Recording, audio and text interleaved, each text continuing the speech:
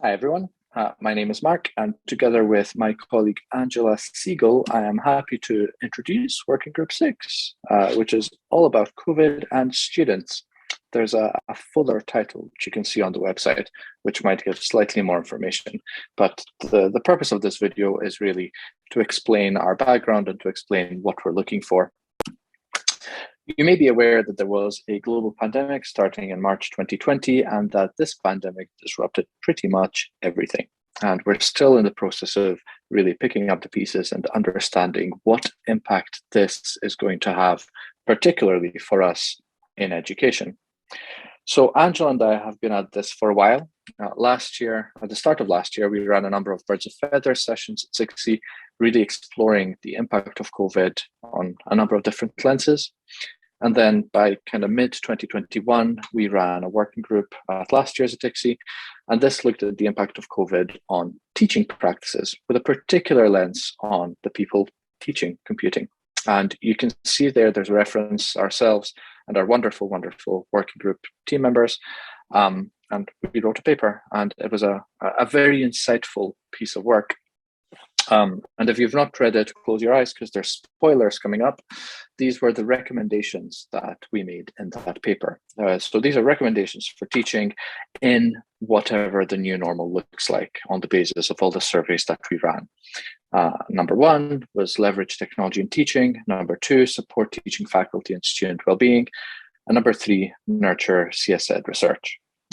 So we got a pretty good understanding of how we as faculty feel about COVID and about the impact it has had. But of course, we're missing a very big part of our understanding, and that is we don't know how students feel. And that's the purpose of this working group. So we want to use the expertise we gained last year to understand the student perspective.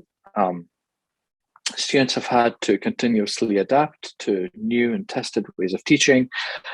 And we don't know how they've adapted or how they feel about this. Now, of course, if you were to ask me how my students have adapted, I could tell you. And if I were to ask any of you, you could tell me. But that's a very narrow lens. And we don't really know how to put those pieces together. So the whole point of the working group really is to put all our knowledge together and really start to understand how this has impacted students. Because you have to remember, it's not just been one disruption that they've had.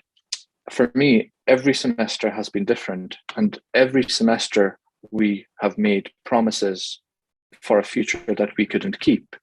Next semester will be online. Next semester will be on campus. Oh, wait, no, there's a variant. It will now be hybrid. Wait, no, it's actually going to be blended because restrictions have eased and our government has changed the way we do things. That messaging has been constant, really, for the last 2 years. And this is in a space that was previously very, very stable.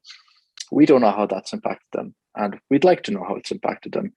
Because remember, for the most part, we're dealing with face-to-face students that have just been thrust into this weird online hybrid blended environment. So getting that understanding, I think, is even more important. Add to the mix, it's been 2 years now, and we can start to see that this very strange educational journey for them has had some sort of negative impact.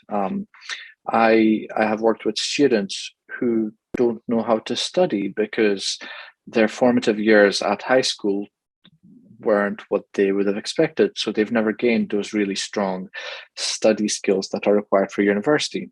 So we need to think from our end about ways to help them along their journey and give them the crutches they need to be able to succeed later on. So this is the kind of stuff we want the working group to be looking at. We want to share our experiences. We want students to share their experiences. And hopefully we'll get a better insight of what things should be looking like in the next few months, years, decades, etc. So some housekeeping now. This will be a virtual working group. Neither Angela nor I will be in Dublin, unfortunately. And we'll be using Slack or Teams to maintain some kind of asynchronous conversation with you all. If you are applying, you will need ethics approval. We want to hit the ground running by the time we start in April. So we do have a survey and we can issue that out once you've been accepted.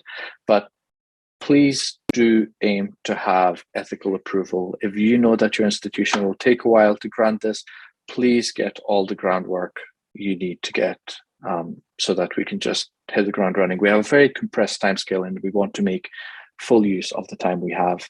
But our plan is to choose a platform, be it Slack or Teams or something I've never heard of, and just work asynchronously with frequent check-ins with you all. We plan on working really hard, but we also plan on having a great time doing so. And yeah, I hope to see you all there. Thank you very much. Thank you, Mark, for that great breakdown of what the working group will look like. For those of you that are attending in person and have questions, I'll be around to answer those. So thank you for your interest in Working Group 6, and we hope to talk to you soon.